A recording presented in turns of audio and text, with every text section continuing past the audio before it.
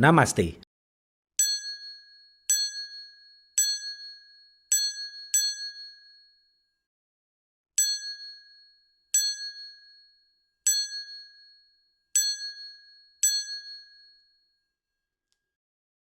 Halo Movie Rangers, apa kabar kalian semua? Semoga kita selalu bersemangat untuk mencapai gol-gol kita di tahun ini. Hari ini Bang Ceder akan menceritakan film berbahasa Bengali yang berjudul FIR Number 339. Film ini dibintangi oleh aktor Tollywood Ankush Hazra dan Rita Bari Chakraborty. Film ini recast dari Novi Sabrina yang bercerita tentang misteri pembunuhan berantai yang menargetkan para preman yang digantung di tengah hutan. Oke, langsung aja put your set on and listen to me.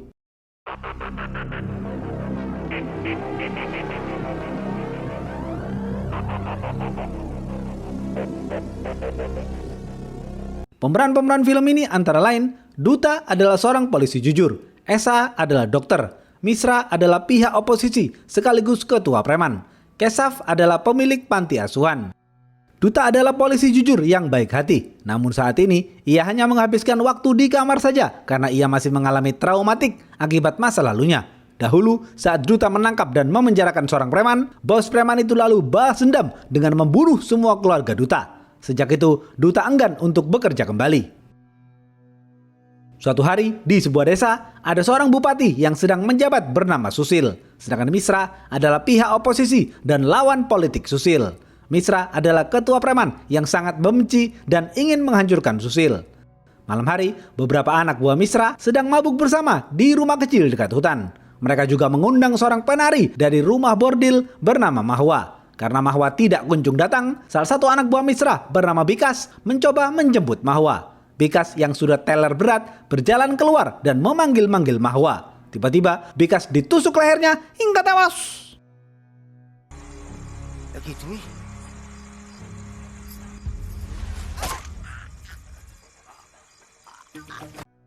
Bikas lalu diseret di tengah hutan. Beberapa menit kemudian, Mahwa masuk ke dalam rumah itu dan berjoget bersama anak buah Misra.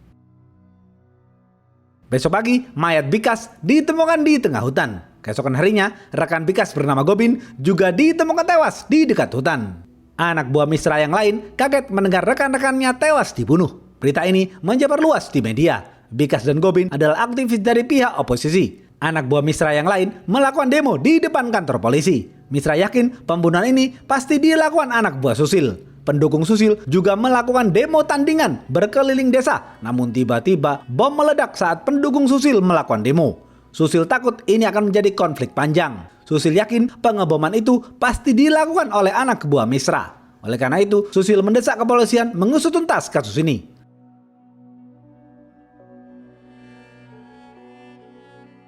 Kapolda memerintahkan Kapolsek untuk mencari siapa pelaku pengeboman itu. Setelah mengobrol dengan Kapolda, Kapolsek keluar ruangan dan menelpon Misra. Misra mengatakan agar kepolisian tidak usah mengusut pengeboman saat demo pendukung Susil. Kepolisian harus mengusut pembunuh anak buah Misra. Kapolsek menuruti semua permintaan Misra karena Kapolsek dibayar mahal oleh Misra. Kapolsek lalu menunjuk Duta untuk menangani kasus ini, namun Duta dilarang berbuat banyak di desa itu. Duta dengan terpaksa menerima perintah Kapolsek. Duta kemudian bersiap-siap pergi ke desa itu. Misra memerintahkan polisi Balul bernama Ritos untuk mengawasi Duta. Seluruh kepolisian di desa itu patuh kepada Misra karena mereka semua dibayar oleh Misra. Anak buah Ritos mendatangi rumah sakit untuk meminta laporan otopsi Gobin kepada seorang dokter bernama Esa. Setibanya di desa itu, Duta berhenti sejenak di pinggir jalan untuk buang air kecil. Tiba-tiba, Duta melihat seorang pria pincang yang gerak-geriknya mencurigakan. Namun Duta cuek saja dan melanjutkan perjalanan. Duta berhenti di pos polisi dan bertemu dengan polisi lokal bernama Narin. Di pos itu, Duta melihat truk yang mencurigakan. Duta memeriksa truk itu dan ternyata di dalam truk itu banyak gadis kecil yang diselundupkan untuk human trafficking. Duta langsung membawa truk beserta supirnya ke kantor polisi. Di kantor polisi, Duta mencatat biodata para gadis itu, yang ternyata para gadis itu adalah murid di panti asuhan milik seorang pria bernama Kesaf. Di kantor polisi, Duta juga bertemu dengan Ritos. Ritos menyuruh Duta untuk tidak mengurusi truk itu karena truk itu milik Misra. Duta tidak peduli dengan Ritos dan akan mengusut kasus ini. Beberapa menit kemudian, Kapolsek menelpon Duta dan menyuruh Duta untuk fokus saja pada laporan pembunuhan Bikas dan Gobin dan tidak usah mengusut kasus human trafficking. Sebagai anak buah, Duta menuruti Kapolsek. Ritos kemudian memberikan file kasus pembunuhan Bikas dan Gobin kepada Duta. Malam hari, kepolisian menemukan mayat seorang preman bernama Gope yang digantung di hutan.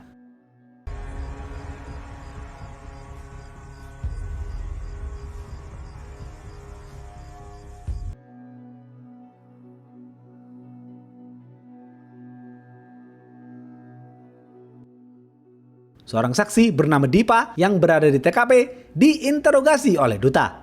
Dipa mengatakan ia lewat jalan ini setiap hari bersama Dr. Esa. Mereka berdua kaget melihat mayat yang digantung. Duta lalu bertanya kepada Dipa, di mana Dr. Esa? Dipa menjawab, Dr. Esa pulang lebih dulu karena harus merawat bibinya yang sedang sakit. Duta mendatangi Bupati Susil dan mengajukan beberapa pertanyaan. Duta mulai mencurigai Susil karena pra-preman yang dibunuh adalah anak buah Misra. Namun Susil mengatakan ia tidak tahu apapun mengenai pembunuhan itu. Di sisi lain, Misra sedang memarahi Nepal dan Madan. Mereka berdua adalah tangan kanan Misra. Misra sudah kehilangan 3 anak buahnya. Nepal dan Madan mulai berasumsi ada pengkhianat di anak buah Misra. Malam hari, Naren sedang berkencan dengan kekasihnya bernama Suli. Duta menelpon Naren dan bertanya mengenai siapa dokter yang menangani laporan otopsi Gope. Naren menjawab Dr. Esa. Besok pagi, Duta dan Naren menemui Dr. Esa di rumah sakit. Duta terpukau dengan kecantikan Dr. Esa. Dr. Esa mengatakan bahwa kemarin saat ia dan Dipa dalam perjalanan pulang, ia melihat seorang pria pincang menggunakan mantel tiba-tiba muncul dan berjalan di tengah. Dr. Esa dan Dipa kemudian mengerem mendadak. Di saat bersamaan, mereka kaget saat melihat mayat Gope digantung di hutan. Di sisi lain, Nepal dan Madan mulai mencurigai Shanu yang merupakan pengkhianat dan membunuh Gope. Karena tadi malam, Shanu tidak ikut mabuk bersama mereka. Mereka berdua bertanya kepada Shanu kemana ia pergi tadi malam. Shanu tersinggung dan mereka bertiga terlibat adu mulut. Shanu ngotot bahwa tadi malam ia pergi kencan dengan Mahwa.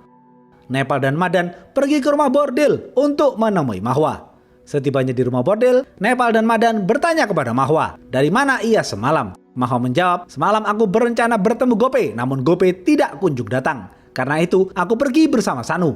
Nepal memberitahu Mahwa bahwa Gope tewas dibunuh. Para wanita di rumah bordil itu kaget mendengar Gope tewas dibunuh. Duta dan Naren mendatangi lokasi TKP Gope. Duta tidak melihat sesuatu yang mencurigakan. Duta dan Naren lalu pergi ke rumah Gope. Istri Gope mengatakan tadi malam Gope pergi bersama Mahwa. Karena Gope adalah pria hidung belang yang suka jajan. Duta mulai mencurigai Mahwa.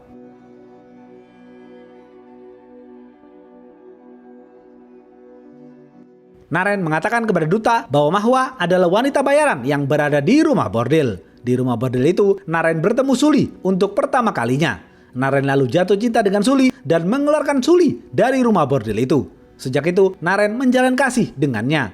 Duta dan Naren kemudian mendatangi rumah Suli. Setibanya di sana, Duta menginterogasi Suli. Suli sambil menangis mengatakan, Pak Duta, aku senang dengan kematian Bikas dan Gope. Mereka pantas mati karena mereka adalah penjahat.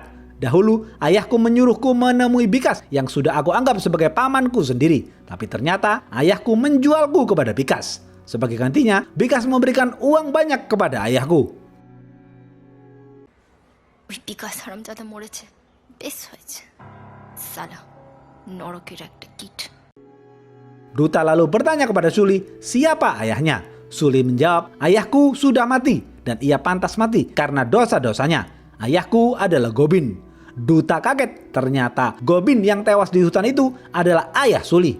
Duta langsung mencurigai Suli karena Suli mempunyai motif dendam. Namun Suli mengatakan bahwa ia tidak membunuh ayahnya dan para preman itu karena jika Suli ingin membunuh, pasti sudah dari dahulu ia lakukan. Terlihat di panti asuhan, Kesaf sedang mencoret huruf G di papan tulis catatannya. Kesaf terlihat senang dengan kematian Gope. Tak lama kemudian, Nepal dan Madan mendatangi panti asuhan Kesaf untuk membawa paksa beberapa gadis yang akan dijual kepada pria hidung belang. Dipa yang melihat itu langsung menelpon Dr. Esa. Dr. Esa kemudian berlari ke rumah Duta untuk meminta bantuan. Duta langsung mendatangi panti asuhan. Duta memerintahkan para gadis itu kembali ke kamarnya dan menyuruh Misra pergi. Namun Ritos melarang Duta ikut campur. Misra marah melihat Duta sok menjadi pahlawan. Misra kemudian menelpon Kapolsek. Kapolsek memerintahkan Duta untuk tidak ikut campur dengan urusan Misra. Kapolsek memerintahkan Duta fokus dengan kasus pembunuhan para preman itu. Duta tidak bisa apa-apa dan hanya menurut saja. Besok pagi, Duta mendatangi kantor polisi untuk mengambil laporan otopsi Gope. Duta terus memikirkan kasus ini karena Duta belum menemukan petunjuk. Duta kemudian pergi menemui Dr. Esa. Mereka berdua mengobrol tentang pembunuhan berantai yang terjadi belakangan ini. Dr. Esa mengatakan bahwa 3 pembunuhan terakhir memiliki kesamaan pola, yakni para korban ditusuk di leher. Dr. Esa yakin motif pelaku adalah balas dendam karena kedalaman tusukan yang ada di leher korban cukup dalam. Duta mengatakan kepada Dr. Esa bahwa ia mencurigai Suli karena Suli mempunyai motif dendam. Namun Dr. Esa dengan tegas meyakini bahwa Suli tidak mungkin bisa melakukan itu. Duta mulai menyukai Dr. Esa. Saat berada di rumah Dr. Esa, Duta bertanya tentang foto yang ada di dinding. Dr. Esa mengatakan itu adalah foto wanita bernama Disha. Namun sekarang ia sudah meninggal dunia. Sanu sedang mengobrol dengan para anak buah Susil. Ternyata secara diam-diam Sanu bergabung dengan anak buah Susil karena Sanu muak dengan Nepal dan Madan yang terus mencurigainya. Sanu dan anak buah Susil berencana membunuh Nepal dan Madan. Terlihat pria pincang bermantel itu membuntuti Sanu dari belakang. Di sisi lain, Rito sedang mengobrol dengan Misra dan membicarakan pembunuhan yang mengorbankan anak buah Misra. Misra menyuruh Ritos untuk mendorong Duta agar segera menemukan pelakunya. Sedangkan Nepal dan Madan tetap yakin Sanu adalah pengkhianat yang membunuh 3 anak buah Misra. Karena akhir-akhir ini Sanu sering menghilang. Misra tidak setuju dengan pendapat mereka berdua dan masih meyakini Sanu tidak berkhianat. Misra memerintahkan kepada seluruh anak buahnya untuk saling menjaga, bukan saling mencurigai. Terlihat Keshav bertemu dengan pria pincang bermantel. Pria pincang itu memberitahu Keshav bahwa Sanu sekarang bergabung dengan anak buah Susil. Keshav senang mendengar hal itu. Malam hari, di sebuah bar ada Nepal dan Madan yang asyik mabuk dan menari. Di sana juga ada Duta dan Naren yang membunuh Nepal dan Madan. Tiba-tiba Nepal dan Madan ditelepon Sanu.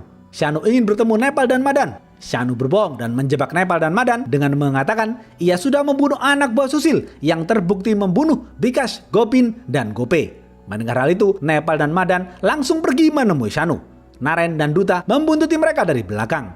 Terlihat Sanu sedang sendirian menunggu Nepal dan Madan. Tiba-tiba Sanu ditusuk lehernya dengan pisau hingga tewas.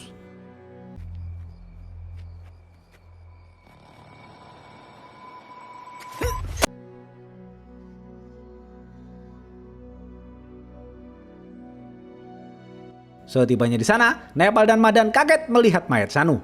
Mereka berdua lalu bersembunyi di belakang tembok. Tak lama kemudian, Duta dan Naren datang dan kaget melihat mayat Sanu. Duta dan Naren juga melihat pria pincang yang berlari ke arah hutan. Misra datang ke TKP dan marah-marah kepada Duta karena para korban adalah anak buah Misra dan pelakunya belum ditemukan. Misra yakin pelakunya pasti anak buah Susil. Pria pincang itu mendatangi Keshav dan tersenyum kepada Keshav sebagai isyarat ia sudah menyelesaikan pekerjaannya. Keshav kemudian mencoret huruf S. Besok pagi di kantor polisi, Duta mulai berdiskusi dengan para anak buahnya tentang pembunuhan berantai ini. Duta heran kenapa semua yang dibunuh adalah anak buah Misra. Duta bertanya kepada para anak buahnya, siapakah musuh para korban ini? Duta lalu memerintahkan anak buahnya untuk mencari tahu di gudang data kepolisian mengenai laporan keluhan kepada para korban ini. Anak buah Duta langsung mencari laporan-laporan di gudang kepolisian. Setelah berjam-jam mencari, mereka menemukan laporan 14 tahun yang lalu. Yang mana seorang pria bernama Baddia melaporkan Bikash Gopin, Gope, Sanu, Nepal, dan Madan atas kasus pemerkosaan yang tertulis di laporan FIR number 339. Namun laporan itu tidak digubris kepolisian. Di rumah sakit, Dr. Esa dan Dipa sedang mengobrol dan bertanya-tanya mengapa Duta mencurigai Suli yang telah membunuh para preman itu. Obrolan mereka berdua didengar oleh Madan yang kebetulan sedang menjemput ibunya dari rumah sakit. Sontak Madan berasumsi Sulilah pelakunya. Madan langsung menelpon Nepal dan pergi menemui Suli. Duta menemui Keshav di panti asuhan dan menginterogasi Keshav. Keshav mengatakan kepada Duta bahwa ia sangat membenci Misra karena Misra adalah penjahat. Keshav juga berterima kasih kepada pelaku karena sudah membunuh anak buah Misra. Di ruangan itu, Duta juga melihat huruf B, G, G, S yang sudah dicoret. Duta meyakini itu adalah inisial para korban. Duta mulai mencurigai Keshav.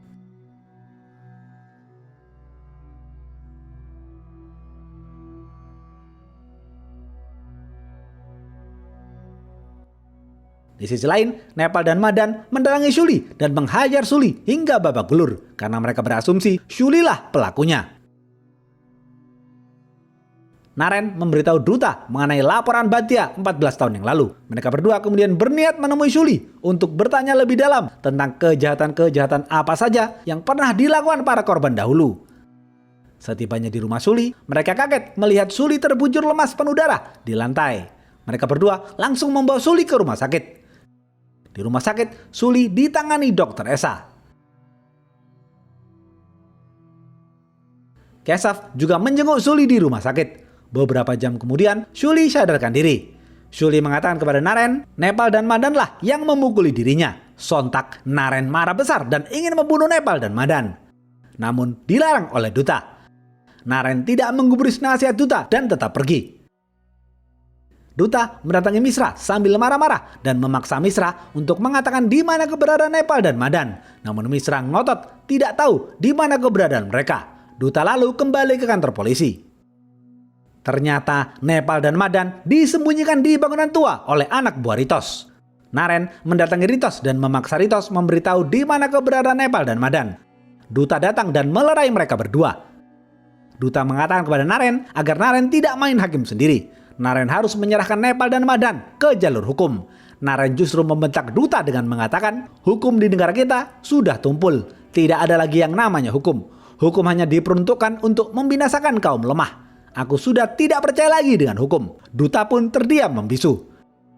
Naren pergi dari kantor polisi. Tiba-tiba Ritos mengatakan kepada Duta, Pak Duta, ada yang harus kau ketahui tentang Bhatia. 14 tahun yang lalu, Bhatia pernah melapor kepada polisian, namun tidak digubris. Bhatia adalah keluarga Keshav. Mendengar hal itu, Duta langsung menemui Keshav. Setibanya di panti asuhan, Duta menunjukkan kertas inisial huruf yang dicoret Keshav. Artinya, Keshav tahu siapa pelakunya karena Keshav bekerja sama dengan pelaku untuk membunuh para preman itu. Keshav tidak bisa mengelak lagi dan menceritakan semuanya kepada Duta. Keshav mengatakan, Bhatia adalah adik iparku. Ia mempunyai anak gadis bernama Disha. Sejak kecil, Disha selalu bermain bersama anakku. 14 tahun lalu, Disha dan anakku bermain petak umpet di dekat hutan. Tiba-tiba, 6 orang preman datang dan memperkaos Disha hingga tewas. Ke-6 preman itu adalah Bikas, Gobin, Gope, Shanu, Nepal, dan Madan. Saat tragedi itu terjadi, anakku bersembunyi di balik pohon dan melihat semuanya.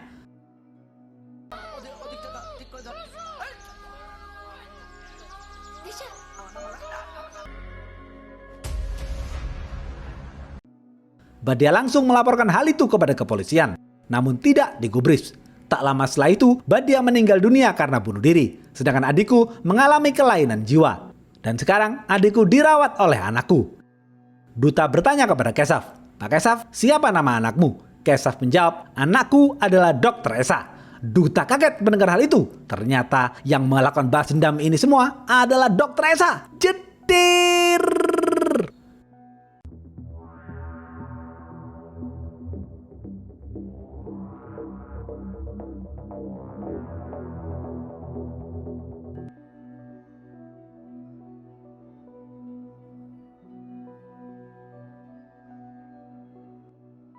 Duta langsung melakukan pengejaran kepada Dr. Esa. Terlihat Dr. Esa yang dibantu Dipa sudah mengepung Nepal dan Madan. Dr. Esa kemudian menceritakan tragedi 14 tahun lalu kepada Nepal dan Madan. Mereka berdua baru ingat dan lari ketakutan melihat Dr. Esa dan Dipa yang sudah memegang pisau.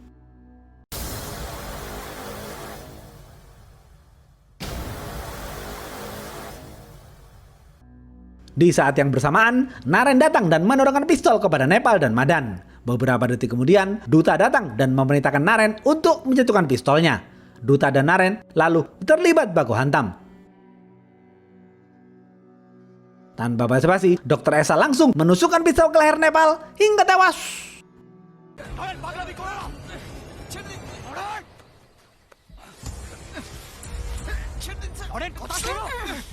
Saat Dr. Esa ingin membunuh Madan, Duta melarang Dr. Esa dan menodongkan pistol ke arah Dr. Esa. Dr. Esa mengatakan, "Pak Duta, hukum yang Anda percaya tidak bisa mengembalikan Disha, kakak sepupuku.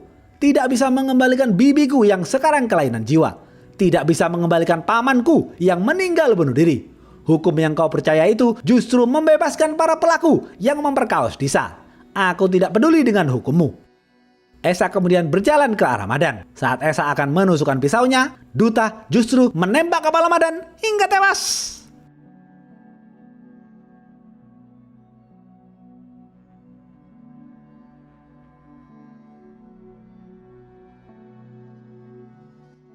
Beberapa hari kemudian, Duta kembali ke kota untuk melapor kepada Kapolda. Dan dalam laporan itu, Duta menulis bahwa ke-6 preman yang dibunuh disebabkan oleh perang antar geng mereka sendiri. Kapolda percaya laporan itu dan memuji kinerja Duta. Sekarang, Duta menjadi polisi yang tidak percaya hukum dan akan membantai semua para penjahat dengan tangannya sendiri.